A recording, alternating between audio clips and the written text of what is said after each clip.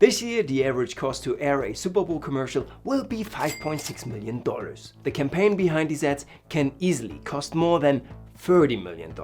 I will show you alternatives for your marketing budget that achieve the same results and why maybe you'd still want to advertise during the Super Bowl. Let's go! Every traditional marketing media outlet I know is hailing the Super Bowl as the holy grail of advertising. To a certain degree, that's still true. It is safe to say that the Super Bowl is the perfect marketing opportunity for mainstream companies such as Budweiser, Coca-Cola, Nissan and Doritos. The funny thing is, us younger generations, we try our best to avoid commercials at any cost. We pay Netflix, we pay Amazon, we pay HBO, we pay Disney, we do everything just to avoid commercials. But with the Super Bowl, we don't mind. Commercials have become an actual part of the Super Bowl experience, with more than 80% of the viewership say they enjoy watching the commercials. The question is it still worth it from an advertiser's point of view? For the first Super Bowl in 1967, the prices started at a moderate level. The prices climbed steadily until the end of the 90s, which coincides with tech companies discovering mainstream advertising. In 2000, out of 34 advertisers, 22 were websites. Out of those 22, only 4 still exist today. The good thing about this is that it brought awareness to a larger audience and paved the way for further internet adoption. The year marked an upward trend in prices for the Super Bowl commercials, but was still the only year with the majority of advertisers being tech companies.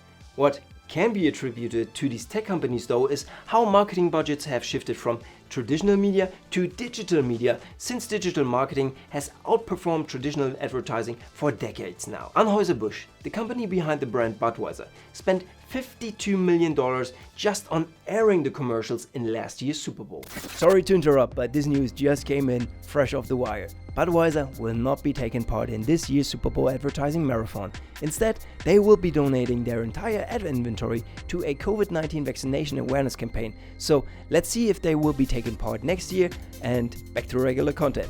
Including production, agency fees, PR work ahead of the game and so on, a single spot can cost more than $30 million to air. So it is safe to say that Anheuser-Busch spent at least $75 to $100 million on their campaign. The reason is pretty simple. Only advertisers are allowed to use the Super Bowl brand in their marketing material, such as their packaging, promo articles and so on. That is proven to boost sales by 3 to 4%. There's only one problem. If you are advertising during the Super Bowl, you are competing with the best commercials of the entire year, so it is very hard to stand out. If you are a digital company, you can achieve the same or better results with digital marketing. So what if we take those $5.6 million and spend them on YouTube ads instead of Super Bowl commercials? The lowest cost per view that I have achieved for the US is 5 cents. The average cost per view is around 10 cents. But what is a view actually? A view is when someone watches your ad for at least 30 seconds or interacts with it by clicking on it. This, in contrast to Super Bowl commercials, is no passive consumption. For our budget of $5.6 million, we would get somewhere between 55 and 110 million active viewers. What is even better, you can actually target the appropriate audience for your product, and the targeting is not all over the place like with the Super Bowl. There are 3 aspects that digital marketing has that no other media has. You can track the results, direct conversions are possible without switching the screen, and you can optimize the commercials. However, if it's only the number of eyeballs, like for the Super Bowl for brand awareness, we have something in store for you as well. For a brand integration, MrBeast will charge around $500,000.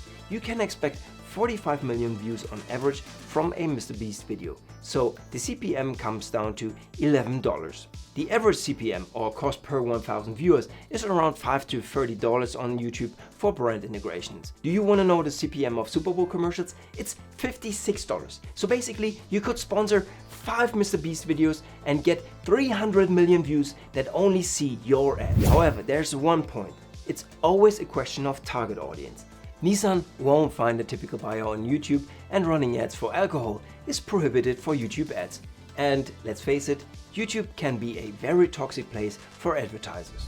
So if your target audience is a bit older than your typical YouTube user, the Super Bowl is still the #1 marketing opportunity. So you see, it's not all black and white, and for some advertisers it still makes sense to advertise during the Super Bowl. To the Super Bowl! And still, digital brands should not advertise during the Super Bowl. Your return on ad spend will be just too low. I am very intrigued to see how Fiverr will do during this year and if they will continue advertising during the Super Bowl. If you want to know how to promote your own brand, check out this video right here. See you in the next video, and until then, continue to be awesome. See ya!